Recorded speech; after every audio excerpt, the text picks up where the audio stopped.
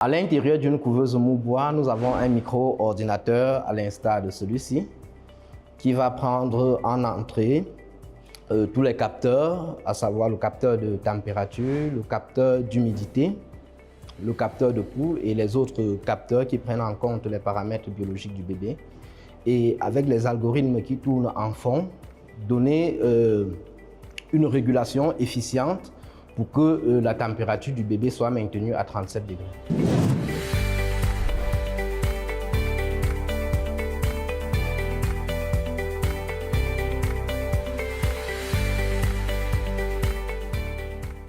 Je suis le docteur Tabe Stéphane Boris, je suis bio-ingénieur, je suis mécatronicien, je suis ingénieur télécom, spécialisé en électronique quantique quaternionique.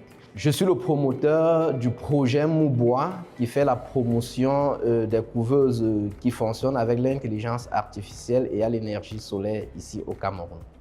Ici, nous sommes au Technipôle Subvalor, le centre d'incubation des projets maturés à l'Université de Yaoundé 1, dont nous sommes lauréats.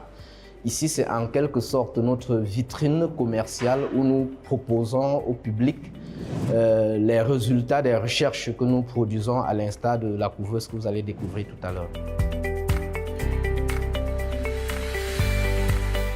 La couveuse mou-bois est un équipement médical qui prend en charge les nouveau-nés prématurés, c'est-à-dire les nouveau-nés qui sont venus avant 9 mois ou bien les bébés en faible poids. Et à cela, nous ajoutons donc le monitoring, c'est-à-dire le contrôle en temps réel du nouveau-né qui s'y trouve. On peut le contrôler à partir d'un téléphone portable, à partir d'un smartphone ou bien à partir d'un PC installé dans le bureau du médecin.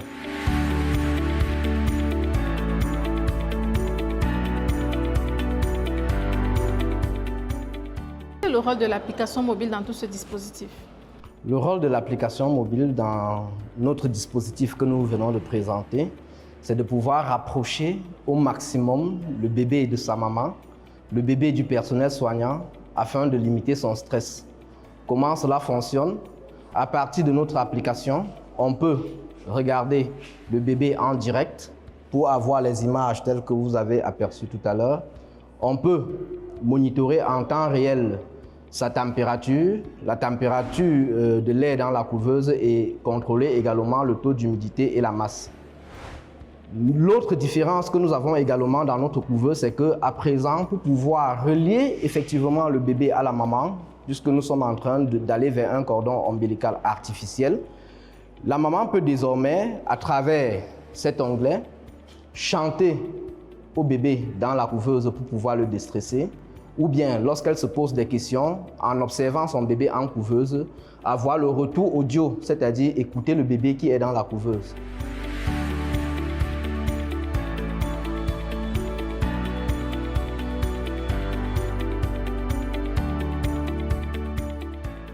Ici, nous fabriquons l'habitacle qui abrite le bébé.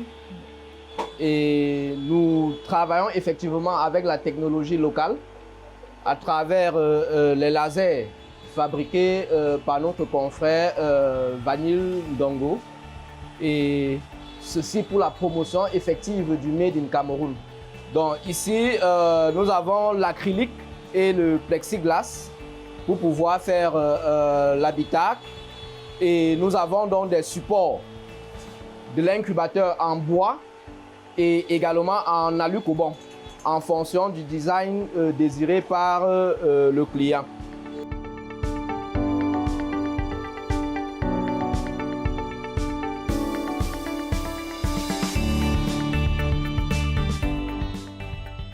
Comme perspective de développement, nous comptons d'ici peu lever près de 300 millions de francs CFA pour monter une petite unité de production des couveuses néonatales, quantiques, hybrides et interactives. Et prenant donc ce départ, nous évoluons donc vers la vulgarisation des technologies quantiques et poser les jalons pour notre ordinateur quantique pour le futur.